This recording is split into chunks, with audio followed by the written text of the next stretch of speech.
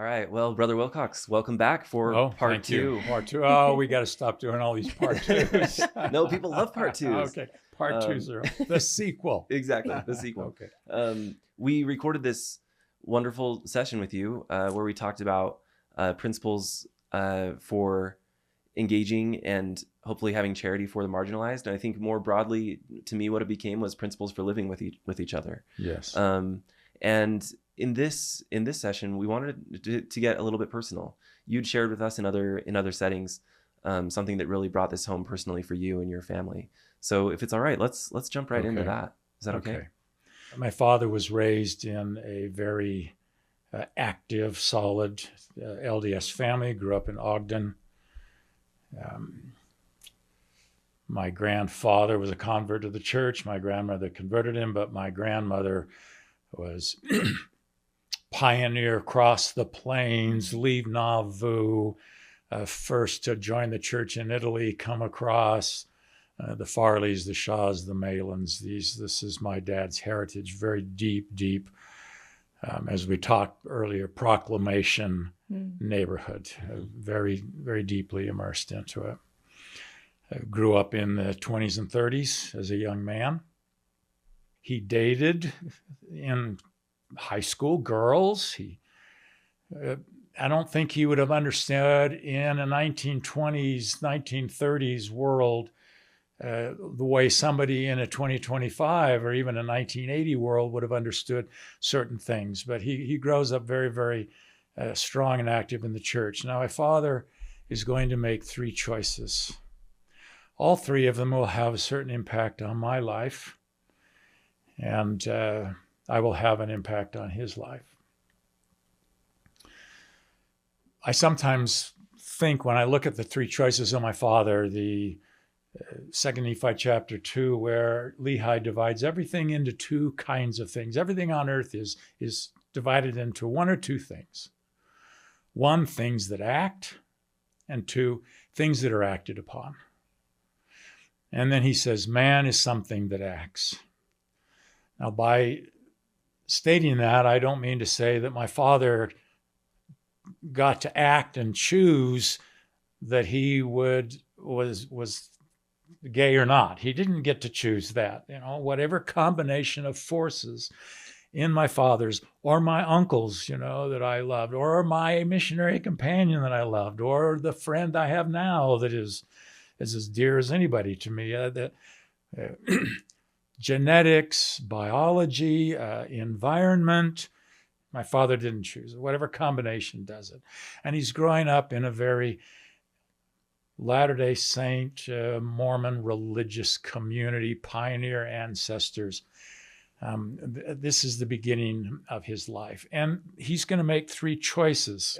The first choice, generally speaking, I'll give you some details, is I will live a Latter-day Saint life. I am going to be as strong and active of a young, in those days, Mormon boy. We don't use the M word anymore, but I'm going to do this. And he does. He's strong. He goes on a mission. His two brothers don't, my two uncles. He serves a mission faithfully. He comes back. He wants to marry my mother. The war is on now.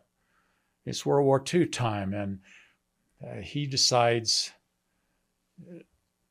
he wants to marry my mother. Now, my mother was not active at this time in the church. She was partying. She was having a good time and had become quite sophisticated.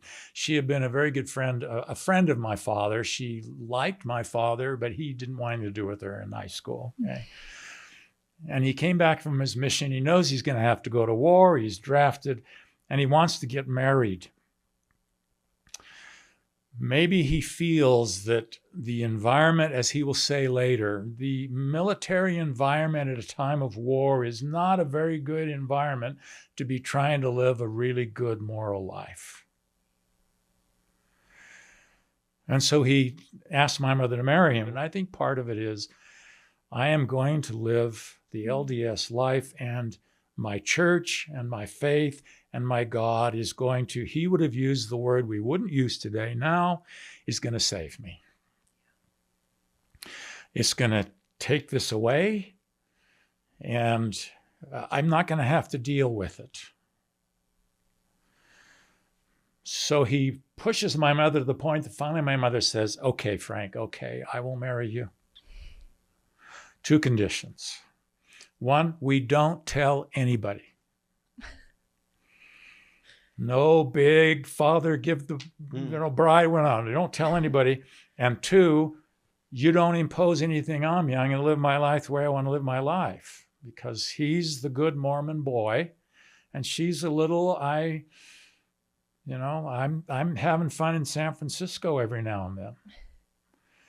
So they get married, and they try to hide it, but the newspapers get a hold of it, and and it's out, and then he got drafted. They go to San Francisco. He goes into a military camp. My mother starts to work at the PX. He knows he's going to war. I think a lot of couples got, the war pushed thing. Maybe they wouldn't have got married. Mm. My mother meets a lieutenant at the PX that she thinks she's in love with now. My father's ready to go into the Pacific, and my mother asks for a divorce, which is somewhat devastating to him, who's trying to do everything right. My father was not a very forceful, aggressive personality. In fact, I can't think of anybody who would be more uncomfortable fighting in a war than my father in terms of an environment. It was very easy to get a divorce then. So he got the papers for my mother to sign, and brought them to her, quite devastated. And my mother, by this time, had thought, well, I'm not sure I'm in love with this lieutenant after all. So life is so chaotic now with everything. We'll just let it ride, and we'll decide when you get back from the war whether we're going to stay together or not. We'll just decide when you get back to the war. And so my father writes, sailing out from under the Golden Gate Bridge, not knowing if he was going to live or die, not knowing if his wife loved him or not, if she was going to be there when he get back, just all these unknowns. And he gets into that war environment.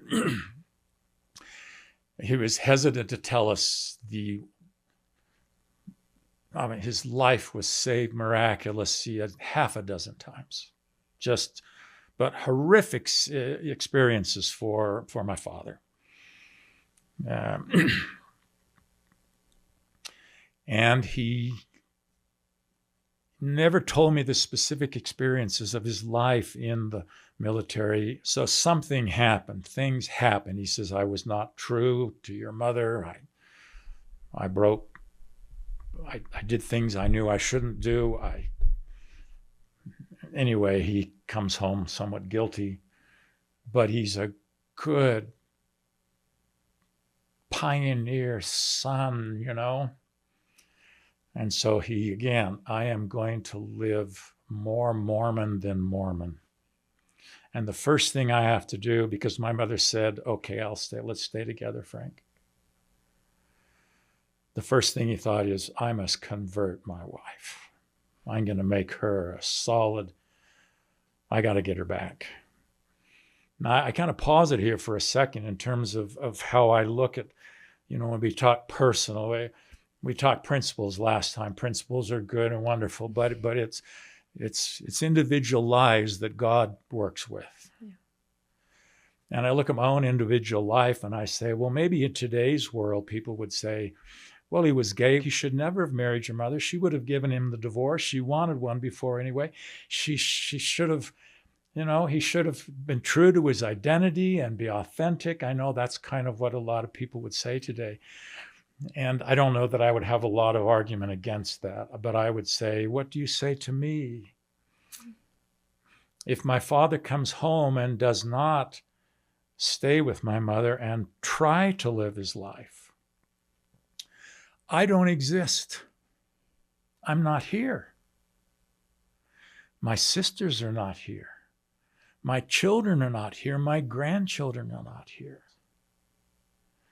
Now, an LDS person has a doctrinal answer for me. He says, well, Mike, you would have come another way. You would have had another father. Probably God would have even given, because you loved I had the best mother. No boy had a better mother than I did. Of course, my father's going to make my mother. Maybe you would have come even to the same mother. And I would say, but I like me. I don't want another father. I love my father. I don't want another one. I don't want another life. These are complicated things. They're not just as easy as, well, there's rights and religion, people and emotions and feelings, and it ripples out. So I'm glad my father made that decision, even though it's going to cause some challenges and pain for a number of people. I'm here. I say, thank you, Father, I'm here. So he starts working on my mother. Says, I want you to read the Book of Mormon. I don't want to read the Book of Mormon. He said, I'll read it to you then. So he was in medical school. He would come home and he would read, and my mother would just sit there. She was, and he was patient, and he read to her. Now, my mother was a very, very intelligent woman, and after a while, you get past Second Nephi, and it starts to get interesting, and it started to engage her. Now, she would never pick it up herself and read it, but she would listen to him read it. And if he came home and he was tired and didn't, she would get a little peeved. Okay. Man down below the flat they were living in was also investigating the church.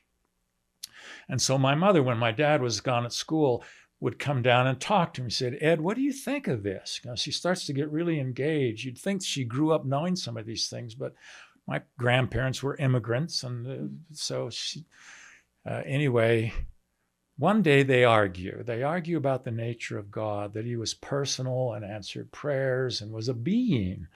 Instead of a force, he was a being. And my mother thought that was ridiculous. And my father said, well, Norma, why don't you ask him? And she said, he won't tell me anything. And he said, you're too narrow-minded to try. Now, my mother thought she was a very broad-minded person. So she said, all right.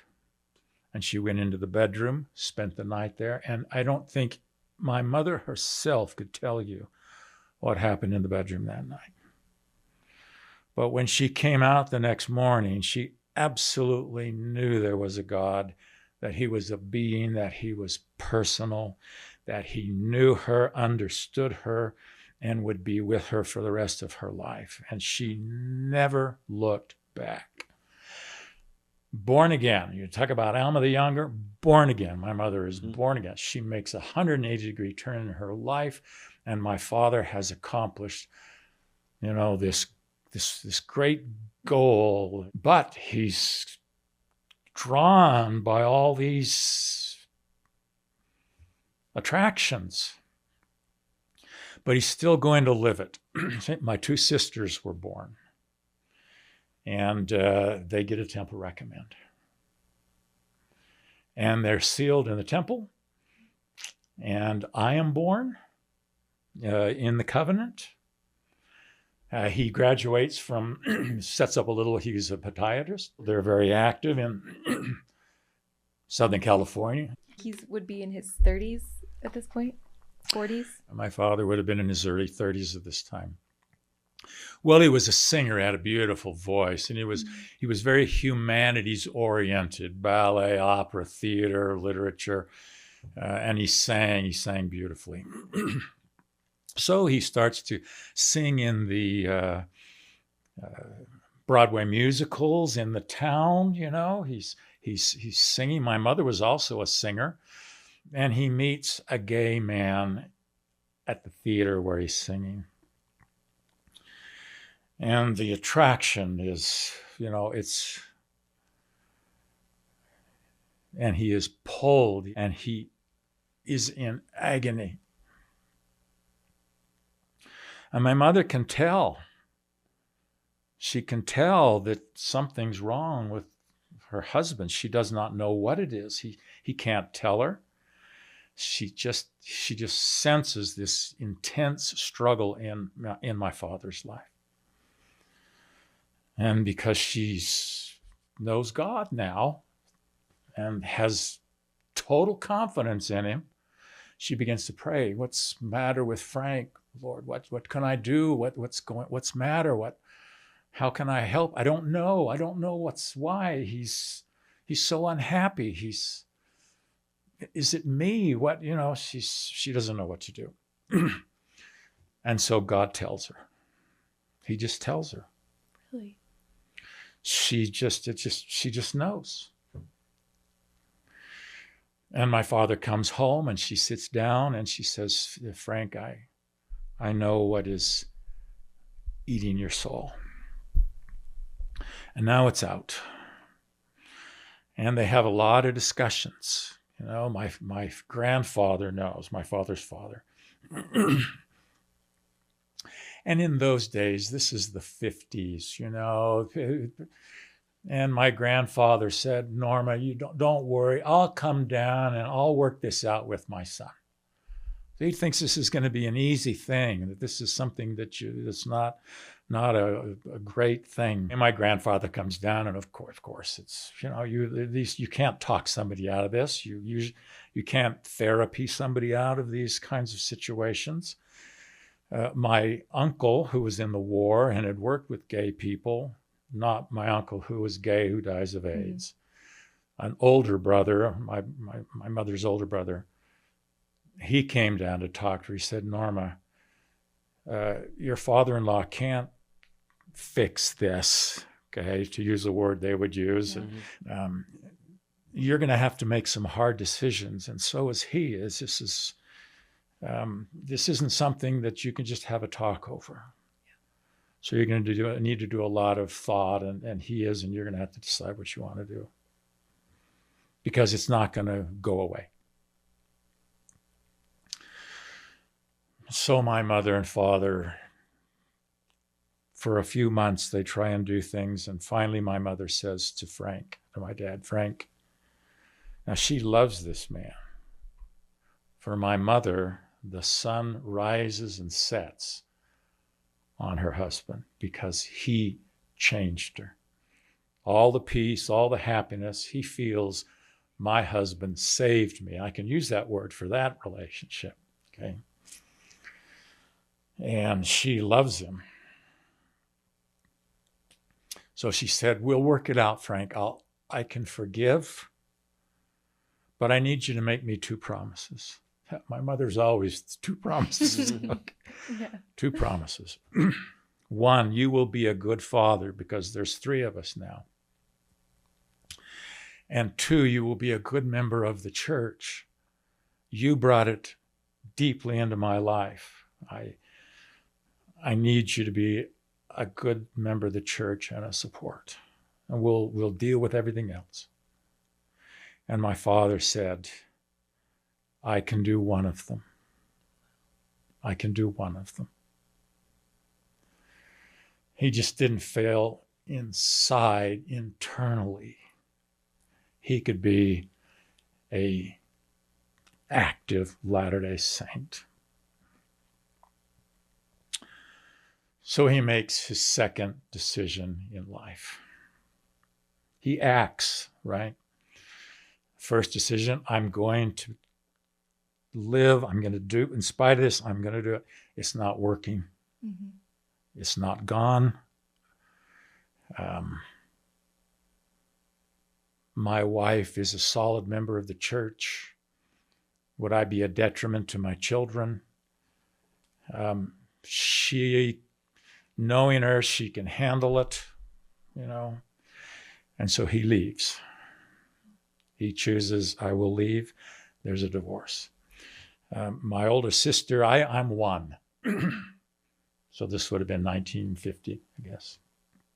I have no memories.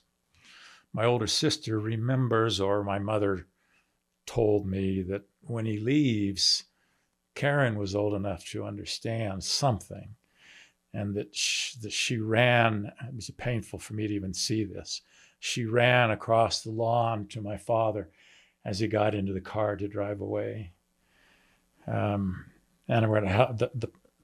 my mother's pain, my sister's pain, my father's pain, to see this. My mother stayed in Southern California, and there was an agreement between the two of them. My mother did not want her children to not love their father, or to judge their father, or to be upset at their father. She knew there would be issues with why is he not here, and there'd be issues of anyway. But that she would not tell us the reason for the divorce. So we did not know why my father left. Now, he had no real interaction in our lives when we were growing up. I asked him later why, and he said, I didn't think I would be needed. I was afraid I thought it was better if I just stayed away. He went to Las Vegas, tries to make it as a singer. He can't make it as a singer. He goes to San Francisco for a while. He can't pay child support. My mother gets upset. My mother was never angry at my father for him being gay.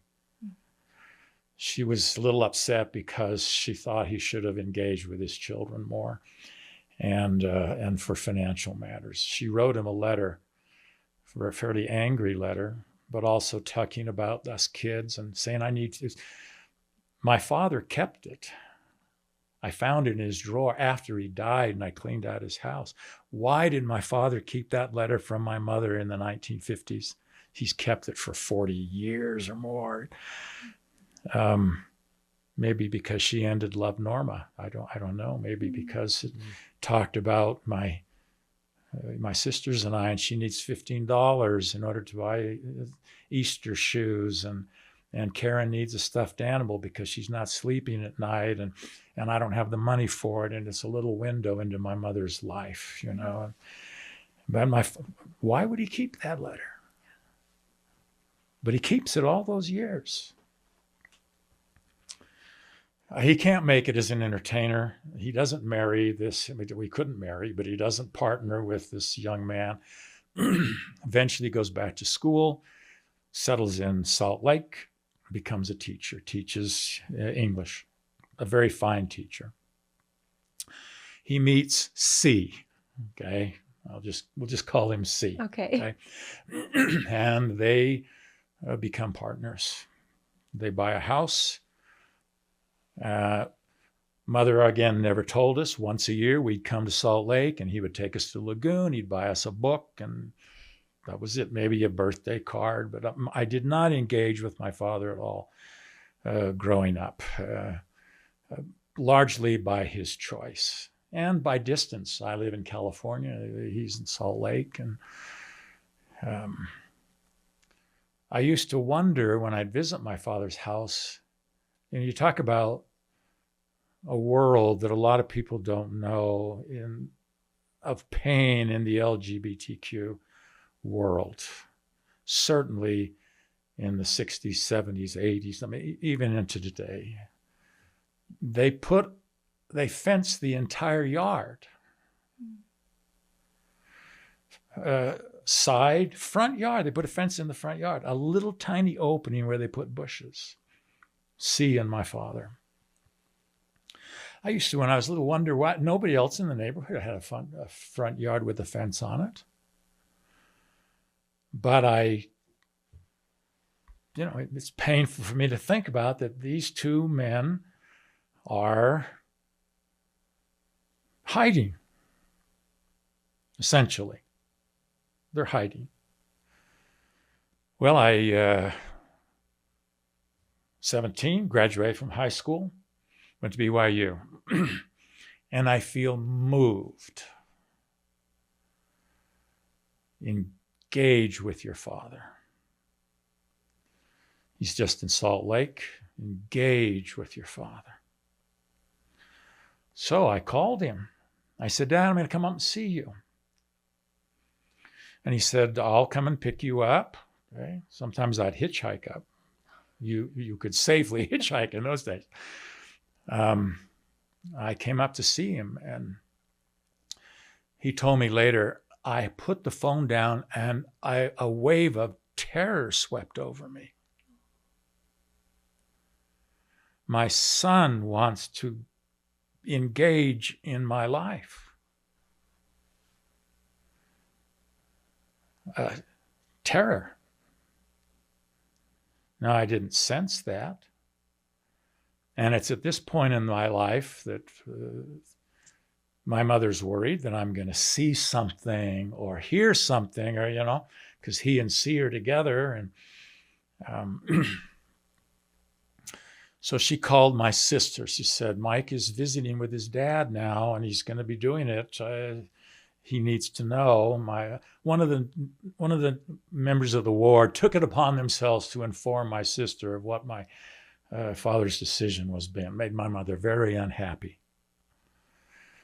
Anyway, Karen sat me down and told me. And it had no difference, no effect on my feelings. And I think the Lord said, he gave me what I call the great release. I just wish everybody could have the great release. I think it's probably true for almost all of us in most things. He just said, Mike, I'm going to release you from something. You don't need to judge your father in any way about anything. You just love him. That's all. I'm going to do all the judging.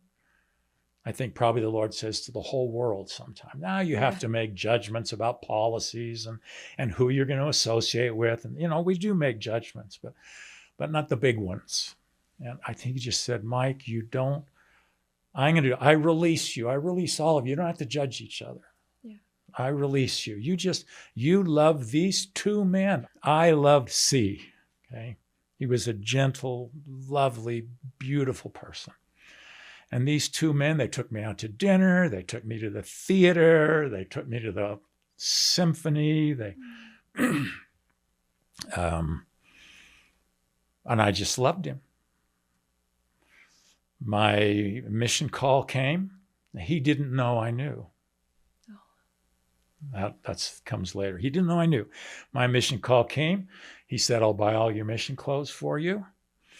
And I said to my mother in California, I was working, I'm going to go up and spend a week with my dad before I go on a mission. And so I did. I stayed with Dad and C. We again took me out to dinner all over and bought my clothes and I went. And I wasn't only about 3 months into the mission. I'd written my dad a time or two. And Elder Packer, I think it's interesting that it was Elder Packer. I'm in an interview with Elder Packer. And for some reason, he begins to talk to me about my father. Not my mission, not my mother, and my father's my father. I don't tell him. He doesn't know. We're talking about my father. And he finally said, are you writing your father? And I said, I have written him. He said, write your father. Constantly, regularly, write your father. So I did. How do I think very shortly thereafter he was made an apostle. I came home. I re-engaged with my dad, I'd written him regularly. He's still with C. I'm back at school. I meet Laurie. Like I say, my heart goes out of me the first time I see her. It's nothing's going to bring it back. And we decided to get married. I wanted my dad to sing at the wedding. So he came up. Now, I drove from California to Canada in I was supposed to overnight in Salt Lake with my dad, and then I was going to drive him up so he could sing at the wedding. So we're driving up. I got to Salt Lake. I just said, Dad, I got to see Laurie. I'm going to drive all night. Get there in the morning. And so we got in the car and we drove that night. And one of the deep moments of my life, the conversation as we're having, and my father is telling me as we're driving up, in a few days, Mike, you're going to marry this Laurie. Don't do anything ever to jeopardize what you're going to have with her, or the faith that will stabilize and bless your life as you go forward. Now, he doesn't know that I know why, but I'm sensing a lot of pain coming out of him as we go up to my wedding. And so I said to him, Dad, I know why you and Mom were divorced. I know why. I've known for years. And I'm just so grateful that it was dark. It was night. Because I don't think I could have borne to see the pain on his face when there was a pause, silence. And my dad said, don't I disgust you?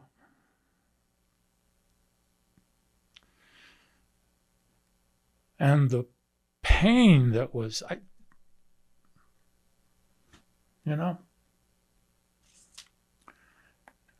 I started to weep. My father was weeping.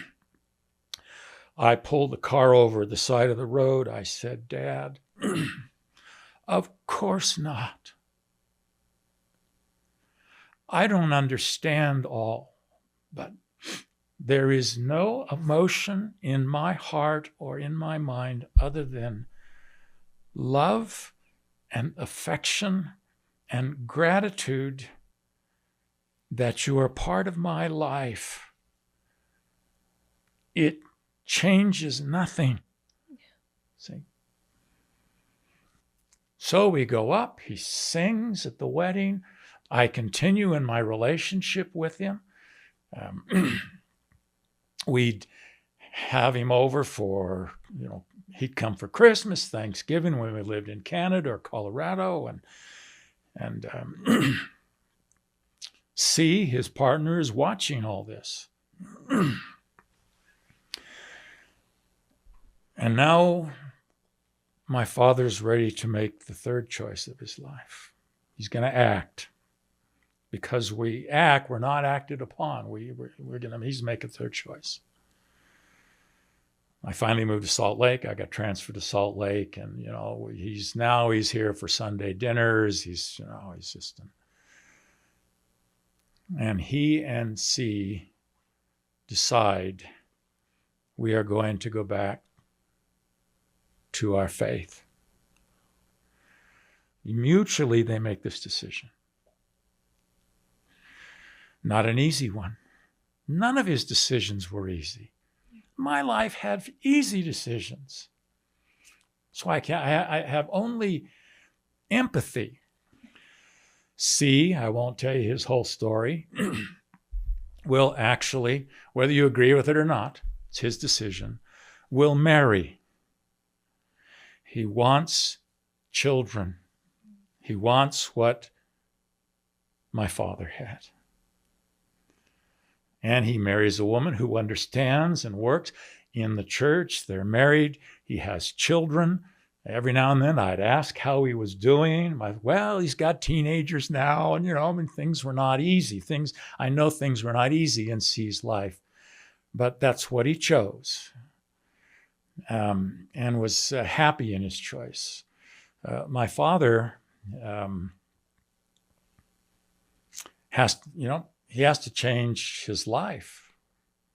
Now he gets support from the gay community. They understand what he's choosing. They understand the difficulty of it. He was also a father. He was also raised in this tradition that his pioneer loved him. And so he gets nothing but support. He goes back to church. The ward doesn't know. His ward is very supportive. They just embrace him. And he gives up drinking. He has to give up smoking. He wants a temple recommend. It becomes the final sign of, I'm in the community I want to be in now. One last challenge he has. He's got to go see the bishop to get the recommend. And to see the bishop means he's got to talk about his past. And he called me over. And again, the fear, if don't you discuss me question shows you a tiny world of the pain in there. This question shows you the fear. Now, this is the 80s. I'm going to say it's a different world. And he said, I'm going to go see the bishop tomorrow. What if I lose my job? He's afraid the bishop is going to call the school district and he might lose his job. I said, well, Dad, I don't think he'll do that, but I can't. I don't know. So, the courage that he goes and he does it anyway. And his bishop was wonderful and understanding and great. Gave him the temple recommend. He was so thrilled. He joins a sealing group. He's in the temple every week. Later on, he volunteers to be a guide on Temple Square. That's before the sister missionaries did it. My dad's doing these every week. He's doing these things. And he lives many years, enjoys his grandchildren. He gets with his grandchildren what he didn't get with his children. But he came to me one day, very honest, and said, Mike, I can live it. But in my mind, inside of me, the attractions and the draw and the memories are still there. He died in 2009. My wife died the next year. Now, this is the last part of the story. I wanted a dream of my wife. I still do. I just want her to come to me in a dream and say, Mike, I love you. I'm waiting for you. Everything, I'm happy. I miss you. Yeah. I just want to have a dream of Laurie. I pray for it. And the only reason I tell you that is, had Laurie come back, because I wanted it so much, I might say, well, I wanted it so much, I created it in my brain somehow. We second guess ourselves. I don't know if that makes sense. Yeah, Absolutely. definitely. That maybe my subconscious creates her and she comes and tells me what I want to hear. Mm-hmm. Okay. So it isn't Laurie that comes back to me at this time of my life. It's my father who comes back. My father appears to me in a dream. So real. Had I been worried about him, I would think, well, maybe I made this up. But I'm not even thinking about my father. I'm wrapped up in grief over my wife. My father comes back. He doesn't say anything. But I have never seen a more radiantly joyful face than my father's. I don't think a human being can experience joy in this life that I saw in my father's countenance. I don't think it's there. I've never seen a face that happy. And he just looked at me and smiled and turned and walked away. And I woke up. I woke right up so I could remember it. Mm. Now, what did that face and that radiance and that joy say to me? What do I get out of this whole story of my father? That I hope is helpful for somebody, you know. I hope they all feel the great release. We don't have to, you know, you just love, and you don't force people to make changes. You just don't do that. You love and you live and you work and you try and respect. And anyway, I think his face said to me, the pain, the regrets, the negatives, the missed whatever, just it's gone. I am in a world of joy.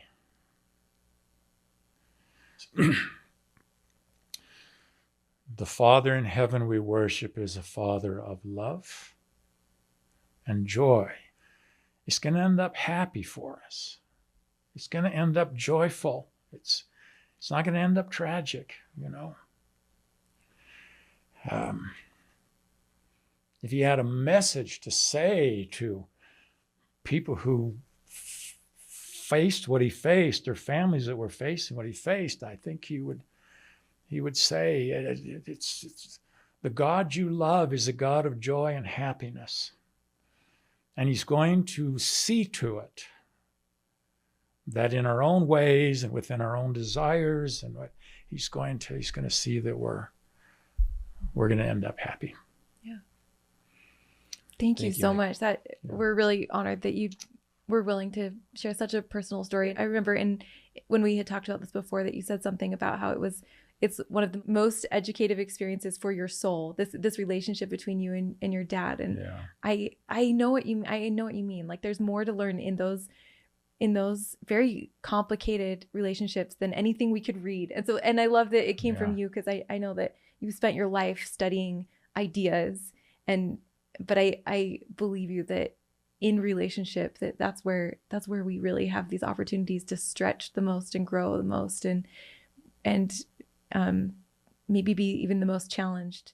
And so I'm really grateful for all of these ideas and ways that as a community we can practice being more like Jesus, really, you know, and I think that's probably the most healing that we have to offer. It's a gospel of joy, you know.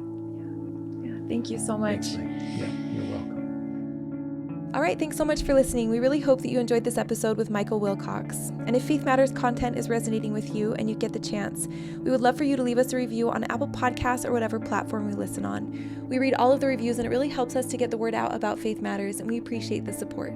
Thanks again for listening, and remember, you can check out more at faithmatters.org.